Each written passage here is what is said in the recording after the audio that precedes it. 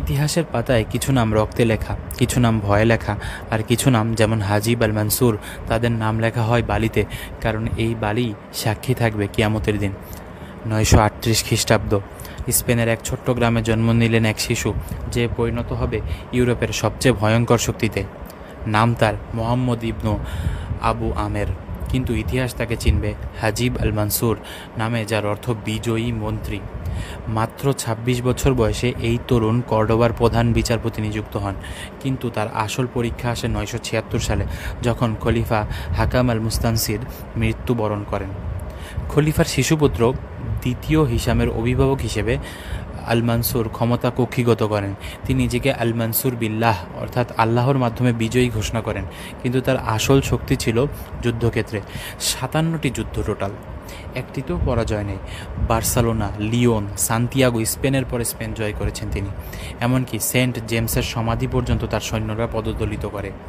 তিনি কখনো রাজমুকুট পরেননি, কিন্তু সমস্ত স্পেন তার আদেশে চলত। তিনি বলতেন, আমি শুধু একজন খাদেম অর্থাৎ সেবক, আমার নাম ইতিহাসে লেখার দরকার নেই। কিন্তু তার ভয়ে ইউরোপের রাজারা রাতের ঘুম হারাম করেছিল। ১০০২ সালে একটি যুদ্ধের পর তিনি মারা যান, কিন্তু তার শেষ ইচ্ছা ছিল অদ্ভুত, আমার কফিনে যেন সেই বালির, ওনার জমাকৃত সেই বালি যেন দেওয়া হয়, যে বালিতে তিনি জয়ী হয়েছেন। শত্রুরা তাকে অপমান করতে কবর খুঁড়েছিল, কিন্তু পেয়েছিল শুধু বালি, কারণ হাজিব আল মানসুর চেয়েছিলেন তার দেহ না, তার জীবনের বালি যেন সাক্ষী থাকে। তিনি ছিলেন না খলিফা, না সুলতান, কিন্তু তিনি ছিলেন ইতিহাসের সবচেয়ে সফল সেনাপতি, যার রেকর্ড আজও অক্ষত।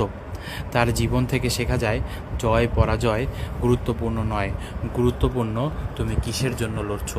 একটি জিনিস না উল্লেখ করলেই নয়, প্রতি বছর তিনি দুবার সামরিক অভিযান পরিচালনা করতেন, একবার গ্রীষ্মকালে আর একবার শীতকালে। এর আগ পর্যন্ত আন্দালুসের মুসলমানদের মধ্যে শুধু গ্রীষ্মকালে অভিযানে যাওয়ার প্রচলন ছিল। প্রতিটি অভিযান থেকে ফিরে তিনি পরনের পোশাক ছেড়ে ধুলোবালি সংগ্রহ করতেন, তারপর তা একটি বোতলে জমা করে রাখতেন। তিনি ওসিয়ত করে গিয়েছিলেন তার কাফনের সাথে যেন এই ধুলোবালিও যায়। মূলত তিনি একটি হাদিসে বর্ণিত সুসংবাদের প্রতি লক্ষ্য রেখেই এমনটা করেছিলেন। নবীজি সাল্লাল্লাহু আলাইহি ওয়াসাল্লাম বলেছেন, আল্লাহর পথের ধুলো ও জাহান্নামের আগুন একত্রিত হবে না। সুবহানাল্লাহি ওয়া বিহামদিহি।